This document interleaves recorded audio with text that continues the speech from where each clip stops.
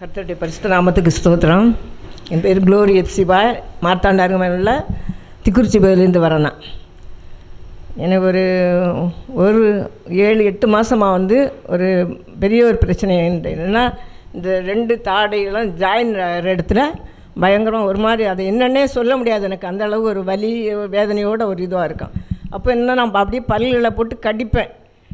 பல்ல கடித்த உடனே எனக்கு கொஞ்சம் ரிலீஸ் ஆகும். மறுபடியும் கொஞ்சம் நேரத்தில் வந்துடும் எனக்கு மறுபடியும் அது. அப்போ திடீர்னு ஒரு பையன், என் மகன் சென்னையிலேருந்து வந்திருந்தான். அவன் சொன்னான், என்னம்மா பல்லு எப்படி கடிங்க, முகம் ஒரு மாதிரி விகாரமாகுதே மகனே அப்படி. அம்மா அப்படின்னா, இல்லைப்பா எனக்கு அப்படி கடிச்சா தான் கொஞ்சம் ரிலீஃப் ஆகுது. ஆனால் ஏதோ போராட்டம் மட்டும் எனக்கு நல்லாவே தெரியுது எனக்கு. அதுக்கு ப்ரேயர் பண்ணிவிட்டு இருந்தேன் நான். அதுக்கப்புறம் நான் ஜனவரி மாதம் இங்கே வந்திருந்தேன். இந்த ஜெபகோபுரத்துக்கு நான் வந்திருந்தேன். ப்ரேயர் பண்ணி ப்ரேயர் ஆயில் நான் எடுத்துகிட்டு போயிட்டுருந்தேன். அப்புறம் அது காலையில் எழுந்த உடனே பல்லு விளக்கிட்டு ஃபஸ்ட்டு ஒரு 2-3 ட்ராப்பு ப்ரேயர் ஆயில் நான் வாயில் ஊற்றிடுவேன், ஃபஸ்ட்டு குடிச்சிடுவேன். அதுக்கப்புறம் தான் நம்ம பைபிள் படிச்சுட்டு கொஞ்சம் நேரம் ப்ரேயர் பண்ணிக்கிட்டு அப்புறம் காப்பி குடிக்கிறது நான்.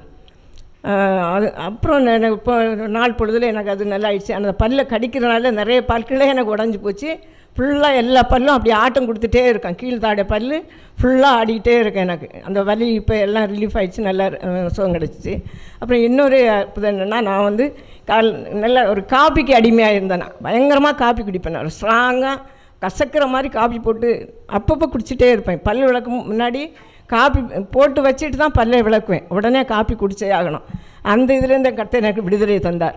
அப்புறம் நிறைய சாக்லேட் சாப்பிடுவேன். எனக்கு எப்போவுமே நான் பர்ஸில் எங்கே போனாலும் பேக்கில் சாக்லேட்டு ஒரு கையள்ளி போட்டுட்டு தான் போவேன். சாக்லேட் இல்லாமல் இருந்தாலும் நான் பஸ்ஸுக்கு நிற்கும்போது பக்கத்தில் கடை இருக்கும், எங்கள் ஓரத்திட்ட கடை. அதுலேருந்து கொஞ்சம் சாக்லேட் எடுத்துகிட்டு போவேன். அப்புறம் எடுத்துட்டோமா அப்படின்னு ஃபோன் பண்ணி சொல்லிவிட்டு நான் போயிட்டே இருப்பேன். அது மாதிரி அந்த அடிமத்திலேருந்து கர்த்தர் மாற்றினார் எனக்கு. அப்புறம் போன மாதம் என்னென்னா, நான் இந்த 2-3 மாதமாக எனக்கு இந்த வர முடியாத ஒரு சூழ்நிலைகள் உருவாச்சு. ஒரு மரணம் ஜூன் மாதத்தில். மே மாதம் எங்கள் அக்கா எல்லாம் சென்னையிலேருந்து வந்திருந்தாங்க, அவங்க கூட இருந்து ஸ்பெண்ட் பண்ண வேண்டியிருந்து. அதனால் வர முடியாத சூழ்நிலை அப்படி உருவாச்சு. அதனால் 2 மாதமாக வரல. போன மாதம் நான் கண்டிப்பாக ஜூலையில் வரணும்னு ஆயத்தப்பட்டுட்டு இருந்தேன். 2 சாட்சி நான் சொல்கிற மாதிரி தான் நான் நினச்சிட்டே இருந்தேன். அப்போது இதுக்கு முந்தின நாள் சனிக்கிழமை நம்ம உபவாச ஜெபம்னா, வெள்ளிக்கிழமை பயங்கரமான ஜுரம் எனக்கு. என்னால் ஒன்றுமே தாங்க முடியலப்பா. சாயங்காலம் பாஸ்டருக்கு நான் ரொம்ப பாஸ்டருக்கு ஃபோன் பண்ணி அவங்கள தொல்லை பண்ணக்கூடாதுன்னு நினைப்பேன். இருந்தாலும் எனக்கு ரொம்ப முடியலை. அதனால் சாயங்காலம் ஃபோன் பண்ணேன் பாஸ்டர். அப்புறம் கொஞ்ச நேரம் கழித்து அவங்களே ஃபோன் பண்ணாங்க. 5 மணி 5 டைம்லேயே நினைக்கிறேன். அப்புறம் நாளைக்கு வந்துடுங்க சிஸ்டர் அப்படின்னாரு. சரி, அவர் எப்போ ஆனால் சர்ப்பத்தின் ஆவியை பிடித்து கட்டுக்கிறேன்னு ஜெபிச்சாங்க. மறுபடியும் அடுத்த நாள் எனக்கு ரொம்ப 1 மாதம் நான் படுக்கையே ஆகிட்டேன். நான் மறுபடியும் டாக்டர் ஒரு கம்பவுண்டர்கிட்ட கூப்பிட்டு போனாங்க என் ஒருத்தி.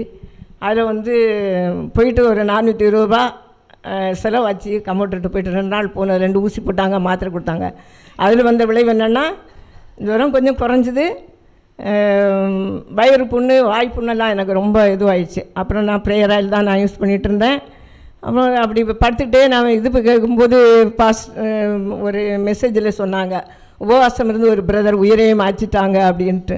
அப்போ பசினால என்னால் சாப்பிட முடியாது, வெறும் கஞ்சி தண்ணி தான். என் சகோதரி தான் எனக்கு எல்லாமே பக்கத்தில் தந்துட்டு இருந்தாங்க. ஹஸ்பண்டைய தம்பி ஒய்ஃபு ஒரு 10 நாள் அவங்க தான் இது பண்ணாங்க. மொத்தத்தில் 22 நாள் அவங்க தான் எனக்கு சாப்பாடெலாம் செய்து தந்தாங்க. அதுக்கப்புறம் அடுத்த வாரம் வெள்ளிக்கிழமை, அடுத்த வெள்ளிக்கிழமை என்னென்னா, காலையில் டேப்லெட்ஸ் ஒரே ஒரு டேப்லெட் தான் நைட்டு போட்டிருந்தேன். சளிக்க கவர்மெண்ட் ஹாஸ்பிட்டல் தான் போனேன். வேற மாதிரி ஹாஸ்பிட்டலுக்கு நான் போக மாட்டேன் இது பண்ணிவிட்டு. அப்புறம் கவர்மெண்ட் ஹாஸ்பிட்டலில் டேப்லெட் ஒரே ஒரு டேப்லெட் தான் போட்டிருந்தேன். அந்த டேப்லெட்டு காலையில் 7:30க்கு தான் எழுந்தேன். ஆனால் ஃபீவர்லாம் அப்போ தான் கொஞ்சம் குறைஞ்சிச்சு.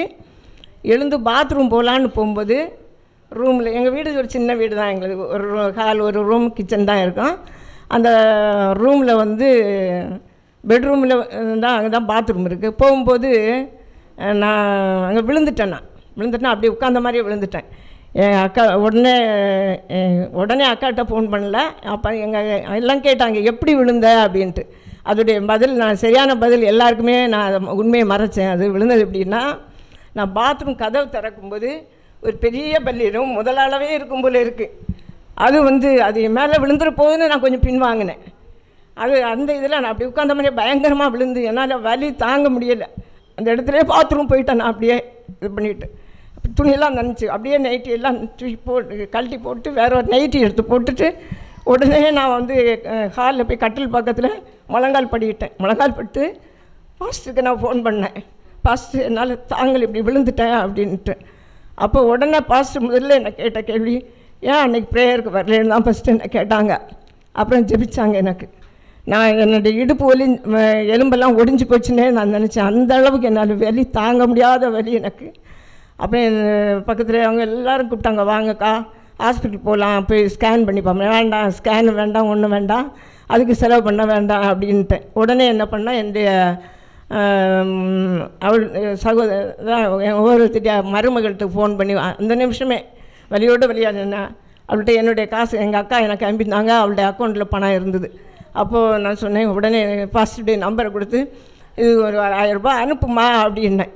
அவன் ஜெய்பேர் வருதான், நான் வந்து காசு போகலை அவருடைய அக்கௌண்ட்டுக்கு அப்படின்னா.